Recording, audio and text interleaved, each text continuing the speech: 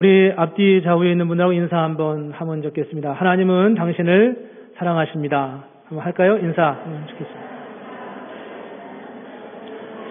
네. 하나님은 저와 여러분들을 사랑하십니다. 여러분 믿습니까? 아무 생각이 없으시진 않으실 텐데, 예. 하나님은 여러분들을 사랑하십니다. 예. 아멘은 이런 의미입니다. 아멘은 저도 그렇게 생각합니다. 동의합니다. 이런 뜻입니다.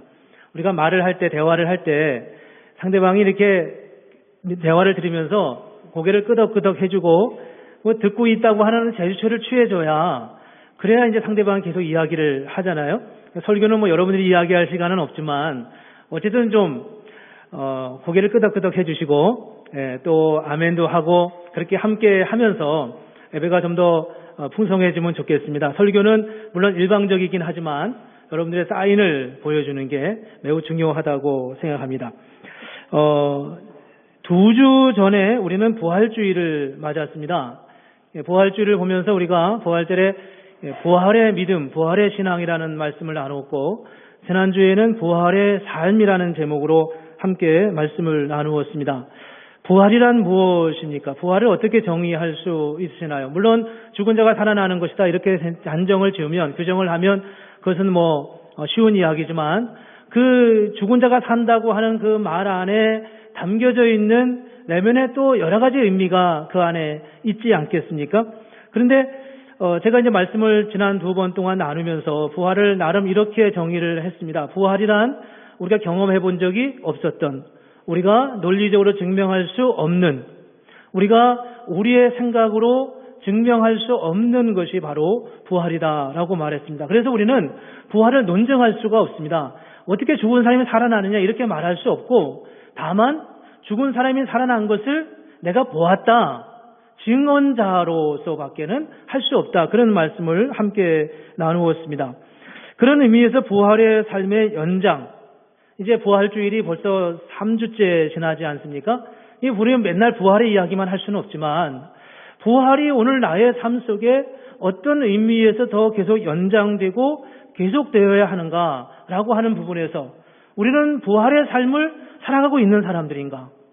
2000년 전에 예수님께서 죽었다 살았다는 것을 그냥 단지 주장하고 그렇게 고백하고 그렇게 믿는다는 것만으로는 충분하지 않은, 그게 다라고 말할 수 없는, 과연 여러분들의 삶 속에서 부활은 무엇입니까? 라고 물었을 때 그 말의 의미를 우리는 어떻게 생각하고 어떻게 받아들일 수 있겠습니까? 저는 이렇게 생각했습니다. 부활은 우리의 머리에 답이 없는 것입니다. 부활은 우리가 만들어낼 수 있는 어떤 그런 창작적 개념이 아니라고 하는 거예요. 사실 예수님의 사역을 들여다보면, 아니 성경에 있는 모든 사건을 다 들여다보면 거기는 우리의 아이디어와 우리의 생각으로 만들어낼 수 없는 것들이 거의 대부분 다 태반의 사건들입니다. 예를 들어 볼까요? 예수님께서 십자가에 죽으셨다 살으셨습니다. 사람들이 예수님을 그렇게 좋아하고 그렇게 따르던 예수님의 제자들조차도 그런 생각, 그런 기대가 그들의 마음속에 있었느냐 하는 것입니다. 어느 누구도, 어떤 사람도 부활을 기대하거나 예수님에게서 부활을 예측하거나 그런 적이 아무도 없었다는 겁니다. 그들의 머리와 그들의 생각 속에 없었다는 거죠. 예수님이 아무리 예수님과 함께 오래 살았고 그분의 말씀을 듣고 훈련을 받았음에도 불구하고 그들의 마음속에는 그런 아이디어가 없었습니다. 예수님께서 가나 혼인잔치에서 물로 포도주를 만들었습니다.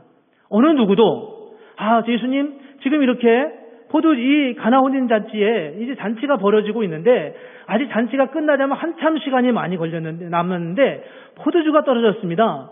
예수님의 어머니 마리아가 그렇게 부탁을 했습니다. 물론 마리아는 뭔가 일말의 기대를 가졌으니까 이런 이야기를 했겠죠.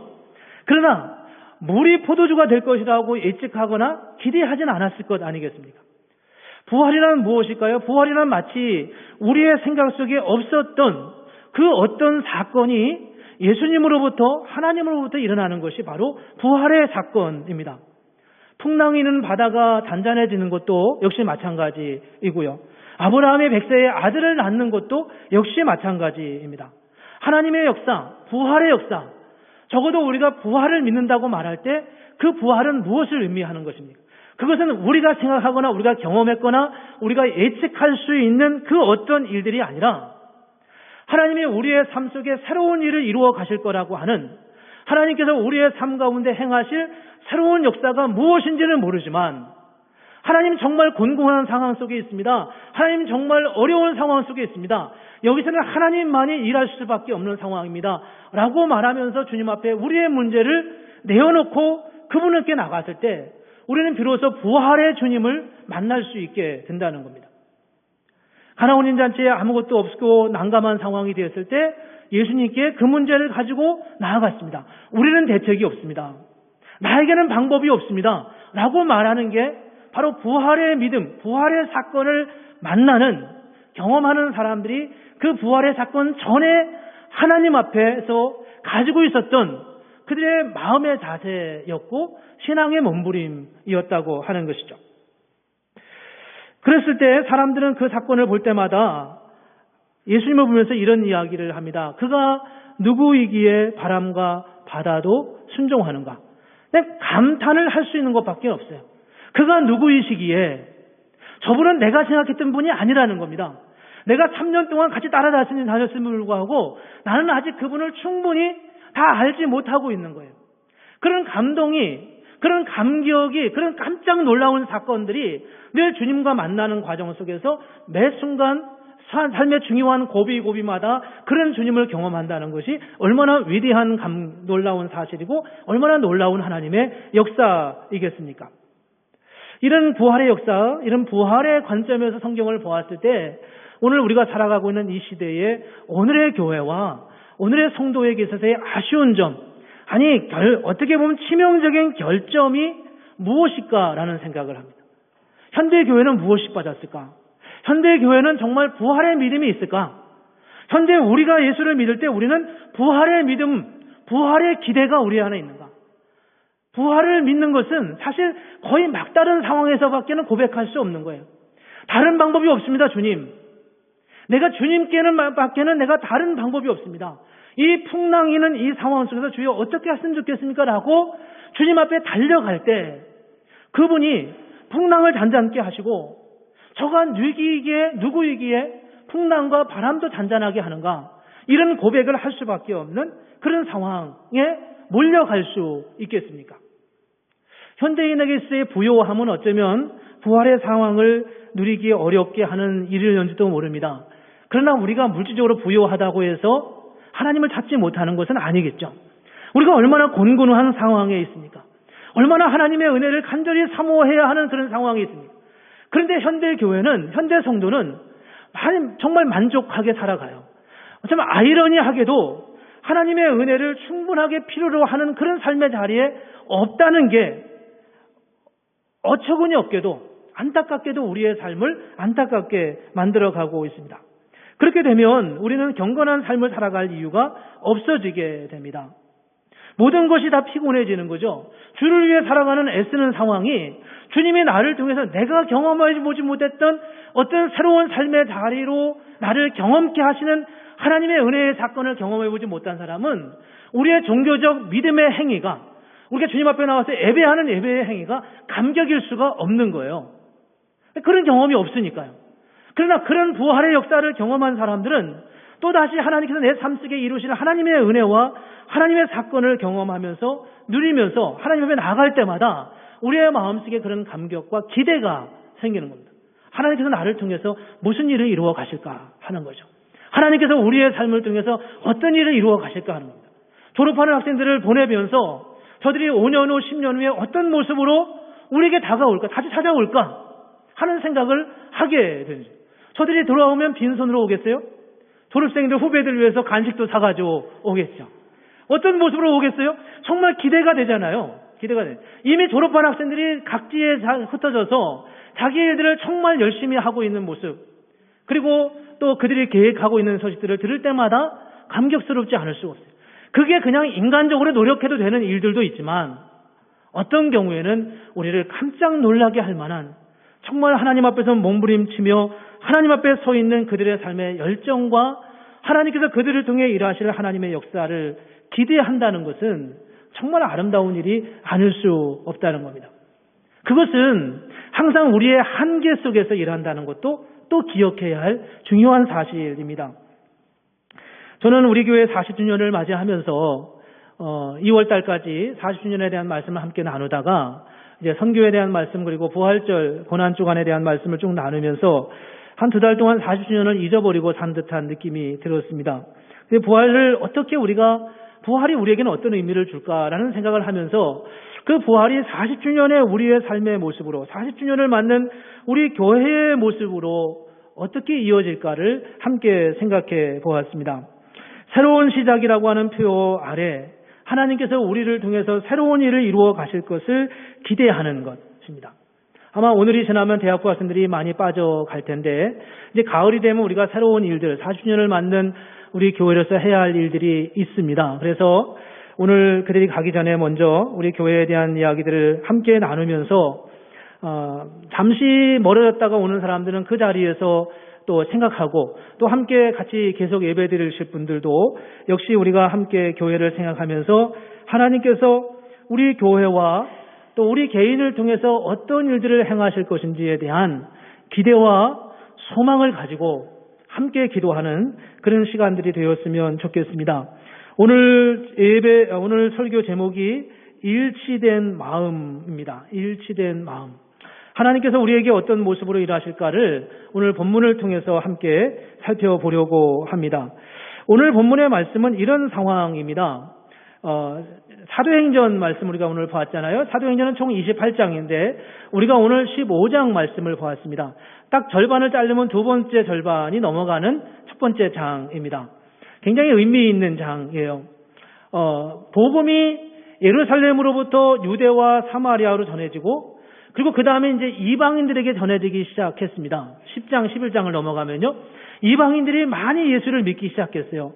그리고 이방인들이 중심으로 해서 세워진 교회가 생겼어요. 그 중에 가장 대표적인 교회가 어느 교회였냐 하면 바로 안디옥이라고 하는 교회였습니다. 근데 초대 교회에 문제가 생겼어요. 뭐가 문제가 생겼냐 하면 유대인들만 원래 예수를 믿었었잖아요. 처음에는. 이 유대인들은 원래 태생적으로 태어나면서부터 할례를 행했어요. 물론 우리가 행하는 그런 할례가 아니라 그들은 종교적 의식으로 할례를 행했죠. 하나님의 백성이 되려고 하면 반드시 할례를 행해야 된다고 생각하고 살았던 사람들이었습니다.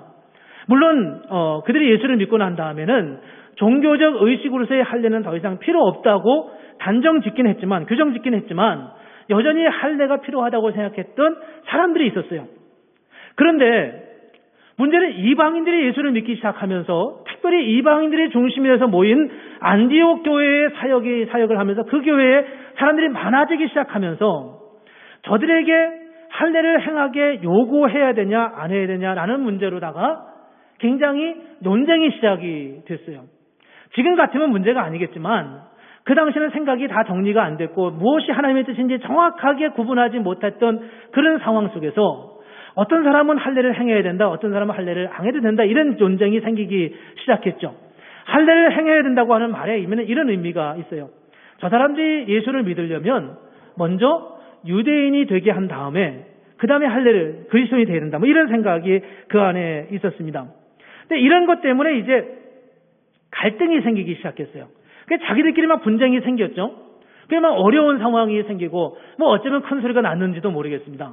그 안디옥 교회의 대표적인 리더가 누구였냐 하면 바울과 그리고 바나바라는 지도자였습니다. 이 두 사람이 그 일을 감당하지 못하다가 이 일을 가지고 그러면 안 되겠다. 우리가 이 일을 예루살렘 교회로 가져가서 예루살렘에 있는 거기 사도들과 함께 의논해보자. 이렇게 하고서 예루살렘으로 돌아왔습니다. 예루살렘에 와서 이제 이 문제를 내어놓고 회의를 하기 시작한 거예요. 그래서 예루살렘에서 회의를 했는데 그 회의의 내용이 바로 오늘 우리가 읽은 사도행전 15장의 사건입니다. 이 사도행전 15장은 교회가 생긴 후에 제일 최초로 공식적인 회의록입니다. 회의록입니다. 누가 무슨 말을 하고 누가 무슨 말을 하고 누가 무슨 말을 해서 결론이 이렇게 났다라고 하는 회의록입니다. 여기에 대표적으로 세 사람이 등장하게 되는데 그 세 사람이 누구냐 하면 바로 베드로와 야고보와 바울이었어요. 베드로는 여러분이 잘 아시죠? 예수님의 수제자였어요. 예수님과 함께 따라다니던 사람입니다. 이 베드로와 야고보와 바울이 아주 독특한 배경을 가지고 서로 다른 배경 가운데서 예수를 믿게 된 사람들이었어요. 베드로는 수제자였는데 야고보는 예수님의 제자 중에도 야고보가 있지만 여기서 말하는 야고보는 예수님의 동생 야고보입니다. 갈라디아서 1장 19절에 보면 주의 형제 야고보다라고 하는 말씀이 나와 있는데 그 야고보가 바로 예수님의 동생 야고보입니다. 이 야고보는 사실 예수님께서 이 땅에 사역하는 동안은 주님을 믿지 않았던 것 같아요. 예수님이 십자가에 죽으시고 부활하신 다음에 예수를 믿었어요. 고린도전서 15장 7절에 보면 그 후에 야고보에게 보이셨으며, 이게 아마 야고보가 예수를 믿게 된 결정적인 계기였던 것 같아요. 부활하신 다음에. 그래서 이 야고보가 예수님을 믿고 살아계실 때는 예수님을 메시아로 믿지 않았지만, 자기 형을 믿지 않았지만 죽으시고 부활하신 후에 그가 예수를 믿고 정말 뜨겁게 하나님 앞에 믿어서 아마도 예루살렘 교회의 가장 중요한 지도자가 되었던 것 같아요. 그렇게 해서 이제 야고보가 예수를 믿었는데, 야고보서를 야고보가 썼잖아요. 야고보는 이 다소 유대적 성향을 참 많이 가지고 있었던 그런 제자였습니다. 세 번째 사람이 이제 바울인데, 바울은 야고보보다 더 늦게 예수를 믿은 사람입니다. 예수 믿는 사람을 잡아서 가두고 막 박해를 하고 이러던 중에 이제 나중에 주님을 만나고 믿죠. 그래서 고린도전서 15장 7절 8절 아까 본 말씀에 보면 그 후에 야고보에게 보이셨고 맨 나중에 만삭되어 되지 못하여 난 자 같은 내게도 보이셨느냐. 충분히 성숙하지 못한 채 태어난 그런 내게도 보였다라고 말씀하는 것을 볼 수 있습니다. 바울은 굉장히 헬라 문화적 영향을 참 많이 받은 사람이죠. 이 세 명의 지도자가 예루살렘에 있는데 이 세 사람이 서로 다른 복음적, 성경적 이해를 가지고 있었던 것 같아요. 이 사람들이 예루살렘의 한 교회에 같이 모였습니다. 이 세 사람 가운데 하나의 아주 흥미로운 에피소드가 하나 있는데, 지도를 보시면 저기 보면 이제 안디옥이 보이시나요? 위에 안디옥, 네모 하나 안에 안디옥이 보이고 밑에 예루살렘입니다. 저 거리가 만만치 않게 긴 거리예요. 이 예루살렘 교회가 이제 성장하고 확장하면서 안디옥의 교회가 생겼고, 그 안디옥에 바울이 사역을 했는데, 바울만 사역한 것이 아니라 베드로도 때로는 거기 가서 사역을 했어요. 그런데 무슨 일이 있었냐 하면, 베드로가 안디옥에 어느 날 가서 거기서 사역을 하고 그 사람들을 권면하고 이렇게 말씀을 전하던 중에 어느 날인가 거기 있는 이방인들, 거기는 주로 이방인들이었으니까 이방인들과 함께 식사를 하고 있었어요. 원래 유대인들은 이방인과 함께 식사를 못하게 돼 있었잖아요. 유대인 법에 의하면. 그런데 이제 예수를 믿으니까 이게 문제가 아니라고 생각하고 그렇게 생각했던 거예요. 그런데 갈라디아서에 보면, 갈라디아서 2장 20절에 보면 무슨 말씀이 나오냐 하면, 야고보에게서 온 어떤 사람들이 이 안디옥에 온다는 소식을 베드로가 들었어요. 그래서 이 베드로가 어떻게 했냐 하면 거기서 밥을 이방인들과 같이 먹다가 그냥 피해버렸어요. 왜 피해버렸냐면 자기가 이방인과 함께 식사하는 모습을 보여주지 않기 위해서. 이 모습은 좀 뭘 의미하는 것 같아요? 야고보라고 하는 사람이 보낸 어떠한 사람들이 있었는데 그 사람들이 온다는 소식을 듣고 베드로가 순간 두려움을 느낀 거예요. 책망을 들을 것 같은 느낌이 드는 거예요. 우리는 베드로가 최고라고 생각했는데 꼭 그렇지만은 않았던 것 같기도 하고요. 베드로는 분명히 이방인과 함께 식사하는 것이 아무런 문제가 되지 않는다고 생각했는데 야고보에게서 온 어떤 사람들이 가까이 온다는 소식을 들으면서 그 자리를 피해 간 거죠. 이게 그 당시 분위기를 굉장히 잘 느끼게 해주는 결정적인 부분이었습니다. 근데 저는 아무래도 의심스러운 게 뭐가 의심스러우냐 하면 그 사람들이 정말 야고보가 보낸 것일까라는 생각이에요. 야고보가 정말 율법적 생각을 가지고 있었을까? 그래서 그 다음 구절, 오늘 본문 말씀 사도행전 15장 24절에 보면 이런 말씀이 야고보가 한 말이 있어요. 들은즉 우리 가운데서 어떤 사람들이 우리의 지시도 없이 나가서 말로 너희를 괴롭게 하고 마음을 혼란하게 한다 하기로. 저 말을 보면, 저 말은 꼭 이 앞에 있는 상황을 설명하는 건 아니지만 저 말을 보면 야고보가 꼭 그렇게 생각했던 것은 아닌 것 같아요. 근데 어쨌든 간 야고보와 바울과 베드로는 서로 좀 다른 견해를 가지고 있었어요. 지금으로 말하면 야고보는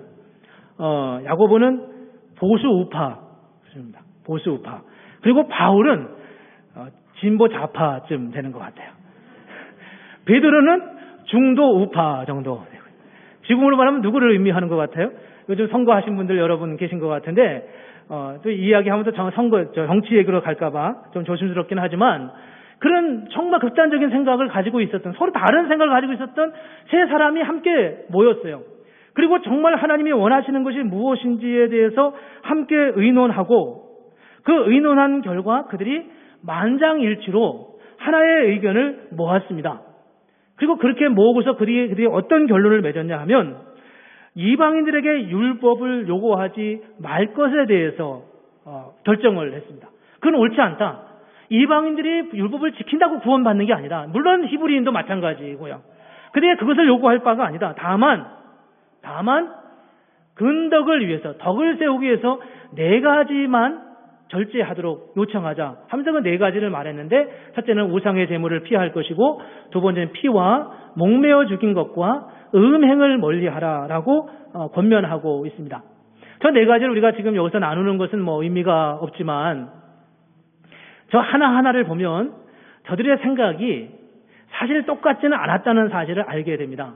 예를 들면 우상의 제물입니다. 우상의 제물에 대해서 바울은 어떻게 말씀하냐 하면, 고린도서 10장 하반부에 보면 이런 말씀을 하고 있어요. 25절에 보면 양심을 위하여 묻지 말고 먹으라. 저거는 이제 시장에서 파는 물건을 사서 먹을 때 양심을 위하여 묻지 말고 먹으라라고 말하고 있거든요.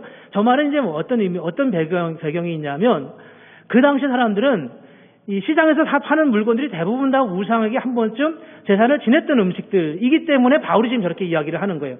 당신들이 시장에서 파는 물건을 사서 살 때 양심을 위하여 묻지 말고 먹으라. 이미 묻고 이거 우상에게 절했던 겁니다 라고 답을 들은 다음에 그 다음에 먹으면 마음이 게름직하니까 묻지 말고 먹으라. 27절에는 여러분들이 예수를 안 믿는 사람의 초청을 받아서 그분이 차려주는 음식을 먹었을 때, 그분은 안 믿는 사람이니까 그 당시 분위기에서는 거의 대부분의 사람들이 다 우상을 섬겼던 사람들이니까 그들의 음식을 안 먹을 수도 없고 먹을 수도 없으니까 그런 경우에는 묻지 말고 먹으라 이렇게 말하고 있습니다.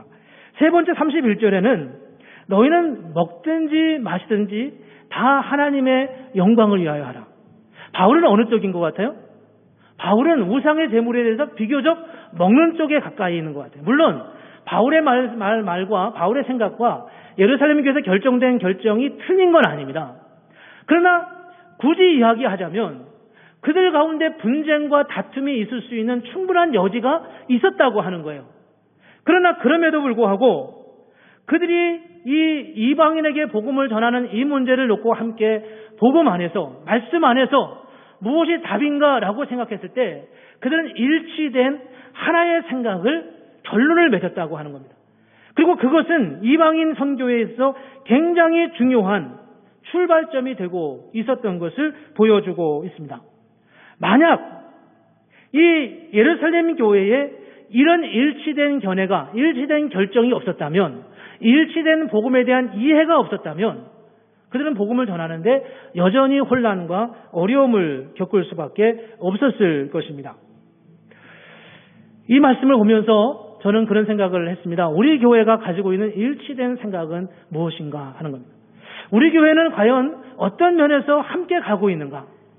우리가 정말 복음 안에서, 말씀 안에서, 말씀을 따라서 우리끼리 통일하자 그런 게 아니라 말씀에 근거해서 우리 교회가 가야 할, 우리 교회가 함께 힘써 달려가야 할 그 방향은 무엇인가 하는 것입니다. 여러분, 저 현관에 있는 배너를 눈여겨보셨나요? 저 왼쪽에 있는 그림을 보시면 오른쪽에 있는 글자가 있습니다. 다음 세대와 함께하는, 또 EM과 함께하는 땅끝으로 향하는 새로운 시작, 40주년을 맞으면서 우리가 만든 배너입니다. 아까 우리 기도하시는 집사님 하셨듯이 건강한 교회, 또 함께하는 공동체, 복음의 증인이 되는 성도, 우리 교회의 비전 문구입니다. 우리 교회가 어떻게 같은 방향으로 정말 주님께서 우리를 향하여 주시는 하나님의 역사가 무엇인가 라고 하는 것을 생각하면서 다음 세대, 우리 이후의 세대를 위해서 그들과 함께 할 수 있는, 그들과 함께 예배할 수 있는, 한국말은 좀 서툴지만 어떻게 우리 자녀들 세대들과 함께 오히려 영어가 익숙한 한국 분들과 함께 어떻게 같이 예배드리며 갈 수 있는가? 우리와 얼굴 색깔은 다르지만 우리와 언어는 전혀 다르지만 어떻게 하나의 건물 안에서 같은 교회 안에서 같이 믿음의 삶을 살아가는 그런 그리스도인의 공동체를 이루어갈 수 있을까? 그것이 땅끝까지 여기서만이 아니라 살루스비르에서만이 아니라 도미니카까지 아프리카까지 아시아까지 유럽까지 이어져가는 그런 믿음의 공동체를 이루어가는 하나님의 역사를 이루어갈 수 있을까? 그 일들을 위해서 우리에게 일치된 같이 공감하는 같이 동의하는 하나님의 역사, 하나님의 방향은 무엇일까? 이런 생각을 우리가 한 번쯤은 다시 해봐야 될 시점이 되었다고 생각합니다. 교회당을 건축하면서 또 영어 예배가 시작이 되면서 또 타민족과 함께 예배를 드리면서 과연 우리가 이것을 끝까지 갈 수 있는가? 과연 우리가 이 일로 가는 것이 가능한 일인가? 이런 질문들을 우리가 던지죠. 그래서 사람들이 그렇게 저한테 질문합니다. 저한테 직접적으로는 잘 안 하시는 것 같아요. 근데 간접적으로 이렇게 들을 때 정말 그거 가능하다고 생각하십니까? 우리가 가는 길이 정말 가능하다고 생각, 이렇게 질문하는 경우를 우리가 많이 보는 것 같아요. 그렇게 질문하는 거예요. 근데 우리는 그게 가능하냐라고 질문하는 게 아니라 오히려 그것이 하나님이 원하시는 것이냐, 그리고 이것이 정말 성경적인 방향이냐라고 하는 질문에 대해서 질문해야 된다고 생각하는 거예요. 여러분, 우리가 가고 있는 길이 하나님이 원하시는 거라고 생각하십니까? 이 길이 정말 성경적인 거라고 생각하십니까? 가능성을 물으면 우리는 고개를 좌우로 들을 수밖에 없어요. 정말 이게 가능한 것일까? 가능 안 할 것 같아요. 어느 교회도 그렇게 한 교회를 우리는 흔하게 보지 못했기 때문에 그렇습니다. 적어도 한국말을 베이스로 하는 그런 한인교회, 일세 중심의 한인교회에서 이런 사역을 해가는 것은 그렇게 쉬웠거나 녹록한 일은 아니었습니다. 그러나 우리가 여기서 질문하는 것은 그것이 가능하냐를 질문하는 게 아니라 그것이 정말 하나님이 원하시느냐, 그것이 성경적인 것이냐라고 하는 질문을 던져야 된다는 겁니다. 왜냐하면 우리는 부활의 믿음을 가진 사람들이기 때문입니다. 왜냐하면 우리는 부활의 역사가 우리 가운데 다시 일어날 것을 우리는 믿기 때문에 그렇습니다. 성경적으로 옳지 않으면 우리는 언제든지 접어야 합니다. 그러나 그것이 하나님이 원하시는 것이라면, 그것이 하나님이 뜻하신 성경적 교회를 세워가는 것이라면 우리 앞에 비록 불가능해 보여도 우리는 그 길을 향하여 갈 수 있어야 한다고 하는 것입니다. 사실 그렇게 쉽지만은 않은 모습이죠. 그러나 우리가 이 일을 하면서 우리의 다음 세대를 생각합니다. 우리의 자녀 세대는 1세의 신앙을 온전하게 이어받기에 참으로 어려운 시대에 우리는 살아가고 있습니다. 우리 아이들을 그냥 미국 교회로 보내면 물론 문제가 아니겠지만 많은 사람들이 고등학교를 졸업하면서 90%의 우리의 자녀들이 한인교회를 떠난다고 해요. 그 90%의 자녀들 중에 물론 다 교회를 떠나는 건 아니죠. 그 중에 우리말이 어려워서 미국 교회를 가는 사람들도 있고 그렇지만 그 확률을, 그 퍼센티지를 우리가 잘 확인하기는 어렵지만 어쨌든 한인교회에서는 10%밖에는 그들을 케어하지 못하고 있다고 하는 것입니다. 그래 봤을 때 오늘 우리가 가야 할 길이 무엇인가? 우리 교회가 가야 할 길이 뭔가? 우리가 오늘 여기까지 하나님께서 인도하신 우리의 현재의 삶의 자리에서 하나님께서 우리를 어떻게 인도해 가시는가에 대해서 한 번 더 생각하며 고민하며 기도하며 하나님 앞에 나아가야 한다고 하는 것입니다. 그래서 저 나름대로 목사님께 고민하면서 기도하면서 하나님 앞에 길을 요청하면서 같이 의논하기도 하고 그런 과정을 겪어왔습니다. 우리 교회가 2014년 9월 첫째 번째 주일부터 잉글리시 미니스트리 영어 예배를 드리기 시작했어요. 올 9월이 되면 만 3년이 되죠. 지난 7월 말에 지금 현재 잉글리시 미니스트리를 감당하시는 리어리 목사님께서 오셔서 사역을 시작하기 했습니다. 오셔서 이런 제안을 주셨어요. 아직 내가 이제 적응하는 단계고 잉글리시 미니스트리 멤버들도 아직 세팅이 충분히 돼 있지 않은 상황이니까 앞으로 18개월 동안, 1년 반 동안 시간을 좀 줬으면 좋겠다. 그래서 그 1년 반 동안은 재정적으로 독립을 해줬으면 좋겠고 또 그 이전에 이미 잉글리시 미니스트리는 올 네이션 처치라고 하는 독립된 이름을 가지고 이렇게 사역을 시작하고 있었습니다. 그래서 이제 우리는 지금 그 18개월 기간 안에 있는 거예요. 올 12월이 되면은 그 18개월이 끝이 납니다. 그때가 되면, 그때가 되기 전에 혹은 그때가 지나면서부터 우리는 어떻게 잉글리시 미니스트리와 한화권 우리 교회가 같이 갈 수 있는가에 대해서 좀 더 고민하면서 같이 고민해야 될 상황입니다. 이 일을 위해서 어떤 이슈들이 있을까를 생각하는데 제가 5가지 카테고리를 정했어요. 첫째는 재정적인 부분이고, 재정을 같이 할 건지 따로 할 건지, 조직과 교단과 사역과 교회 이름, 이렇게 생각했습니다. 저기에 뭐 첫 번째, 두 번째, 세 번째는 우리가 해야 할 일은 아니고요. 나중에 이제 리더십들이 좀 해야 될 부분이고, 사역은 우리가 같이 할 수 있다고 생각해요. 지금도 이미 미국 분들이 함께 예배를 드리기도 하고, 또 설교를 돌아가면서 하기도 하고, 또 앞으로는 꽃꽂이도 좀 나누어서 하고, 청소도 지금 돌아가면서 하고, 이렇게 하면서 이제 연합 예배도 드리고, 뭐 이런저런 방법으로 우리가 함께 해가고 있습니다. 제가 오늘 여러분들에게 함께 나누고 싶은 부분은 5번째, 교회 이름입니다. 교회 이름을 어떻게 할 건가 하는 거예요. 사실 우리가 이런 영어 예배를 사역을 하면서 그런 고민들을 했고, 새 교회당이 지어지기 전에 새 교회당을 짓게 되면 우리가 교회 이름을 어떻게 했으면 좋을까 이런 생각을 하다가 아주 좋은 이름이 하나 그때 제안을 받았어요. 그 제안이 뭐냐면 글로벌 미션 처치였습니다. 지구촌 선교교회였어요.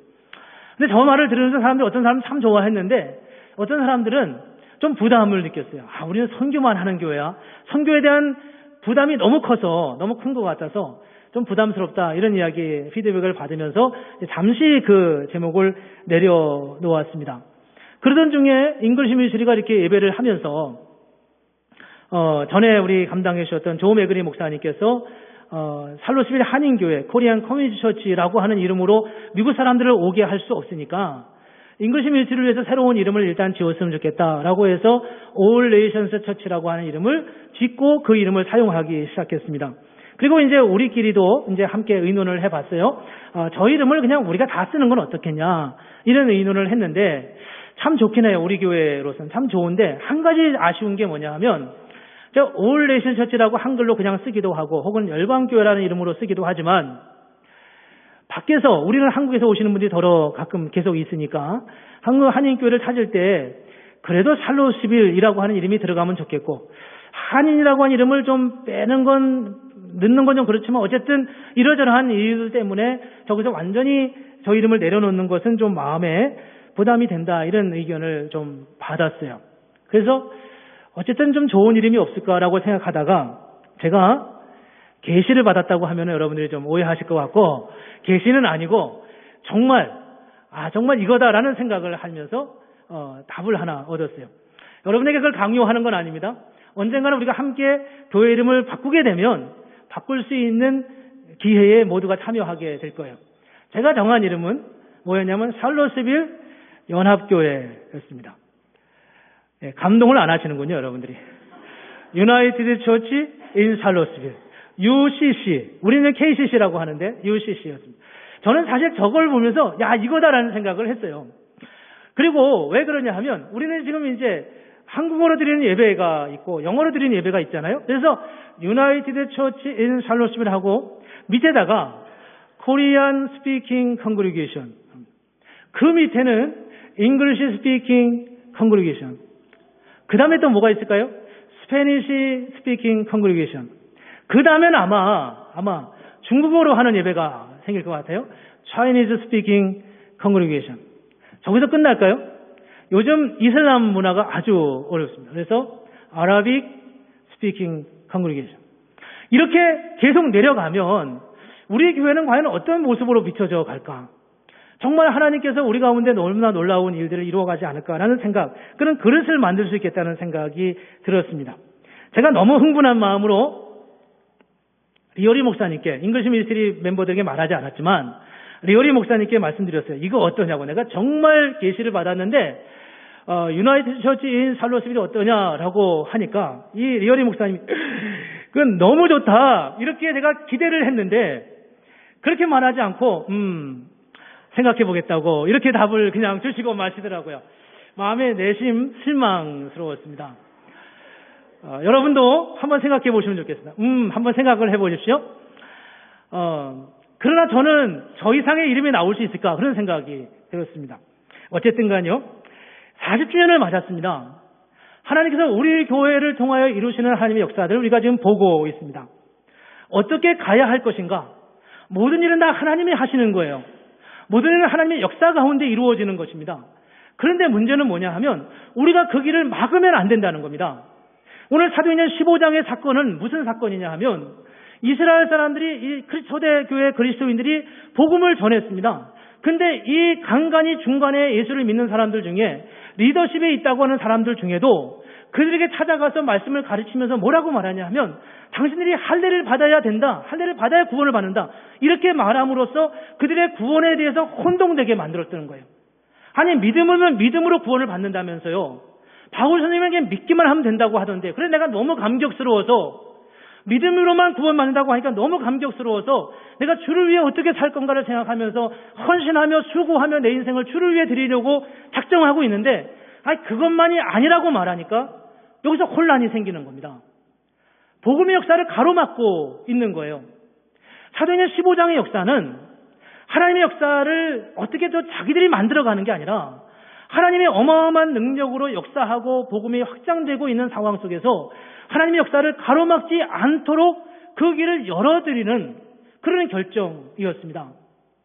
저는 우리 살로스비 한인교회를 보면서 하나님께서 정말 우리 교회 가운데 하나님의 역사가 있다는 것을 믿어요. 여러분도 그렇게 믿으시나요?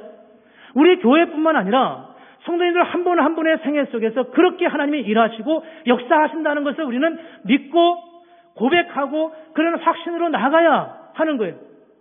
이제 우리에게 필요한 것은 뭐냐 하면 하나님이 일하시려고 하는데 우리가 그 일을 막으면 안 된다는 겁니다. 막으면 안 돼요. 무엇이 막는 거겠어요? 그거 안 된다고 말할 때는. 그 중에 그 막지 않고 하나님의 역사를 열어드리는 중요한 일 중에 하나가 저는 개인적으로 교회 이름을 새롭게 생각해 보는 거라고 했습니다. 꼭 그걸 바꿔야 된다 이렇게 주장하고 싶지는 않아요. 함께 같이 의논을 해야 되겠죠. 그러나 더 적절한 교회 이름을 우리가 함께 나눌 수 있는 이름이 있다면 얼마나 좋을까라는 생각이 들어요.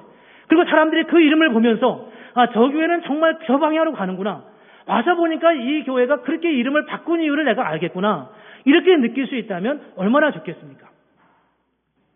유나이티드 처치인 살로스빌보다 더 좋은 이름들을 많이 만들어 주시면 좋겠습니다.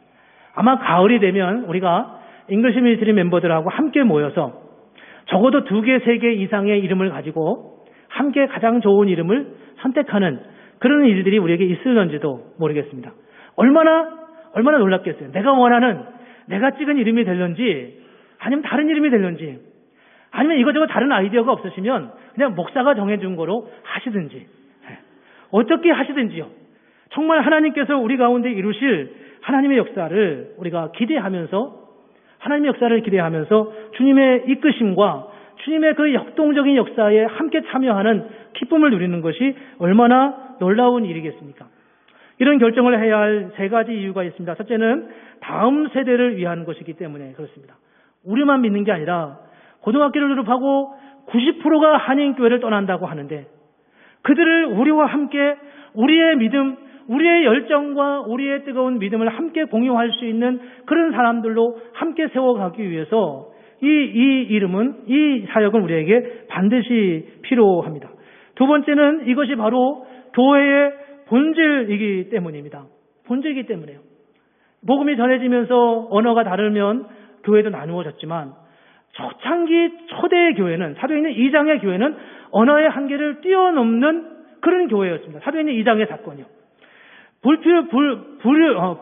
어쩔 수 없이 교회가 민족적으로 언어적으로 나누어질 수밖에 없는 상황이었지만 그 교회가 다시 성령의 역사 속에서 역동적으로 바뀌어져 가기 시작한다면 교회는 언어의 한계와 문화의 한계를 뛰어넘어서 함께 하나 되어가는 교회를 이루어가는 것이 교회의 본질이기 때문입니다. 3번째는 이민교회의 모델이 되어야 되기 때문입니다. 비록 우리가 한인들이 이렇게 많은 도시는 아니지만 워싱턴이나 뉴욕이나 이런 데 있는 교회는 아니지만 정말 살로스빌 한인교회를 보면서 한인교회, 이민교회가 가지고 가야 할 중요한 방향을 우리가 함께 보았다. 정말 저것도 가능하구나. 이렇게 볼 수 있는, 이렇게 보여줄 수 있는, 나누어줄 수 있는 그런 교회가 된다는 것이 얼마나 아름다운 일이겠습니까? 만약 우리 교회가 워싱턴에 있는 DC 근처에 있는 교회라면 이런 이야기를 나눌 수 있었겠습니까? 어쩌면 우리는 살로스빌이라고 하는 독특한 지역에 있기 때문에 목사가 이렇게 이야기를 해도 다 받아들이고 다 아멘하고 영접하는 거예요. 아멘이시죠? 그렇죠? 아니십니까? 예. 이렇게 이 길, 살로스빌이기 때문에 우리가 가지고 있는 독특한 환경 속에 우리는 놓여져 있기 때문에 우리는 이 일에 대해서 기꺼이 한번 생각해 볼 만한 마음의 준비를 하고 있다는 겁니다. 우리만이 할 수 있는, 우리에게 주신 하나님의 놀라운 하나님의 역사입니다. 주님은 죽음을 이기시고 부활하셨습니다. 그분은 우리가 경험하지 않았던, 우리가 생각하지 않았던 그런 삶의 사건들을 우리를 통해서 이루시고 행하시는 분이십니다.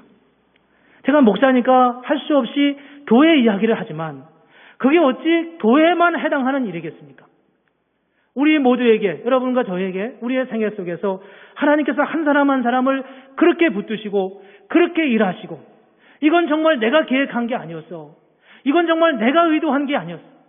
그런데 하나님께서 나를 여기까지 인도하셨고 이렇게 일하게 하셨고 이런 놀라운 감격을 누리게 하셨다고 그렇게 고백하며 살아간다는 것이 얼마나 놀라운 감격스러운 일이겠습니까?